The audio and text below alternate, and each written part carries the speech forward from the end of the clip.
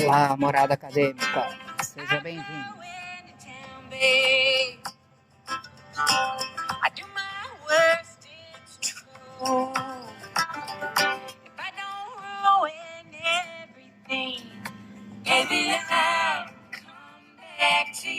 Morada acadêmica, o lugar onde os saberes se encontram. Ao fundo, American Dreams, do Hurricane, já que hoje falaremos de uma pílula filosófica que pertence a uma tradição norte-americana bastante tradicional.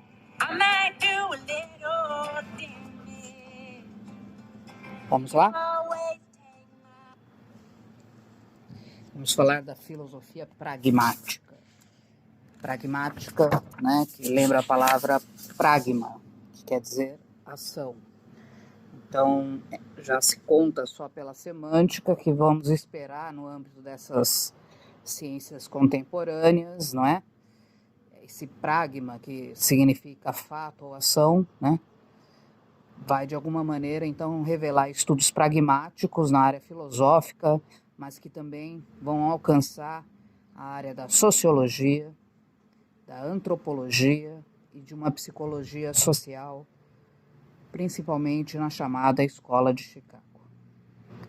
O termo, né, pragmático, foi cunhado por um norte-americano chamado Morris, né, que também vai estudar a questão pragmática junto à ciência semiótica, ciência que trata, portanto, da relação entre os símbolos, signos e seus intérpretes.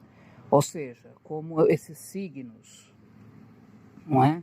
Eles se dão e são interpretados não a priori, mas sempre dentro de situações concretas. Então, temos aí já um bom sinal do porquê a palavra pragmático, né? Quer dizer, estuda, né, a filosofia pragmática parte do pressuposto que os símbolos, os signos, eles se dão em situações concretas em que, não é, esses intérpretes, que são, né, os sujeitos, utilizam esses símbolos para uma finalidade, que no mais tardar de quase todos os teóricos tem a ver com a questão da comunicação, né? Então, a filosofia pragmática, muito também relacionada com este viés semiótico, né? Que é uma particularidade, uma intersecção entre a área da linguística e a área comunicacional, vai fazer parte, né, essa questão de pensar o estudo significativo, o uso comunicativo dos signos, assim como a própria intenção dos seus falantes, né? O George Meade, por exemplo, é um dos sujeitos que vai falar bastante disso, assim como Ivry Goffman, entre outros, né? Desta maneira, na filosofia pragmática, a linguagem ela é entendida não como algo natural, mas sempre como uma forma de ação. Por exemplo, para George Meade, como um ato social, né? Então, sempre entendendo a linguagem vinculada à intenção desses falantes, que se pegam, obviamente, aos signos que existem naquela sociedade e que são compartilhados, né? E aí esse sujeito tem a atividade bastante, aí jamais libertária, inclusive, de poder escolher que significados e símbolos usar para ser, por exemplo, melhor aceito, para comunicar melhor a sua mensagem, né? Falar do pragmatismo remonta à obra de Platão, né, que também falava que o dizer, né, e o denominar as coisas envolvia espécies de pragma, ou seja, de ação. E aí, portanto, a linguagem já para Platão, né, tinha uma relação conveniente com a questão da comunicação, né? Então, estamos vendo que, né, é uma filosofia que tem raízes bastante interessantes, né? Na Idade Média, os pré-modistas, né, vão, de alguma maneira, baseados inclusive em Santo Agostinho, também vão retomar essa questão da intenção dos falantes, né, vão classificar os signos, e precisamos falar, né, que é na era medieval também que se funda a hermenêutica como uma grande ciência de interpretação, né? que também vai fundar uma outra tradição, aí também vinculada à própria questão alemã das filosofias fenomenológicas, né? Nós vamos ter a definição de Morris, né, que é a mais pura e tradicional, sendo retomada depois também por Carnap, né, que vai ser um grande nome, né, da semântica e da semiótica na Universidade de Harvard, né, nos Estados Unidos, onde ele escreve de novo e traz então a tradição do pragma, né, da linguagem pragmática, né, o uso da língua, também falando inclusive que a linguagem tinha uma questão biofisiológica, né, na própria questão da fonação e também dos usos psicológicos, né, como os sujeitos escolhiam esses símbolos e significados, né.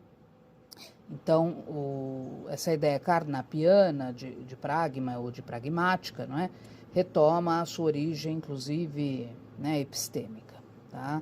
Hoje em dia, a gente tem muitas escolas que tratam esse termo em sentido muito amplo, cobrindo diversas áreas, né, que vão desde a linguística, a semiótica, a sociolinguística, a etnolinguística, a psicolinguística, né, a patologia da comunicação, né, e também, não é, uma linguística mais contemporânea. Então, né, nós temos aí de alguma maneira, uma continuidade, né? Na década de 50, tivemos também linguistas, né, que retomam, junto ao processo do estruturalismo, e vão falar, por exemplo, da língua, né, como um sistema abstrato, independente das manifestações individuais, né, retomando esse caráter cooperativo social das escolas pragmáticas. Aí você encontra Jakobson, Buller, Benveniste, enfim, alguns sujeitos também que trabalham com a função da linguagem e as temáticas de enunciação, né?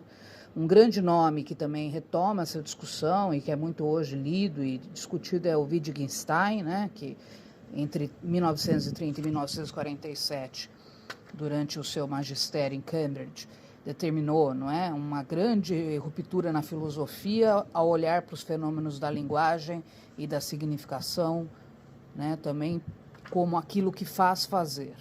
Então é bem interessante, né, porque ele retoma essa reflexão filosófica linguística naquilo que os falantes fazem com a língua, né, na atividade com que os indivíduos inseridos em contextos diversos sociais, né, e que são regulados, existem normativas, quer dizer, esses sujeitos estão interagindo entre si de uma maneira, né, racional, coordenada, e assim produzem e interpretam significados, né? Então, também Wittgenstein é importantíssimo para dar continuidade, uma releitura à tradição pragmática, né? Depois você tem, na década de 50, o Austin, que elabora a noção de ato de fala, né, que também é muito afinado com a teoria de Wittgenstein em Cambridge, né? Então, você vai encontrando outros autores também que retomam, né, a questão da pragmática, né?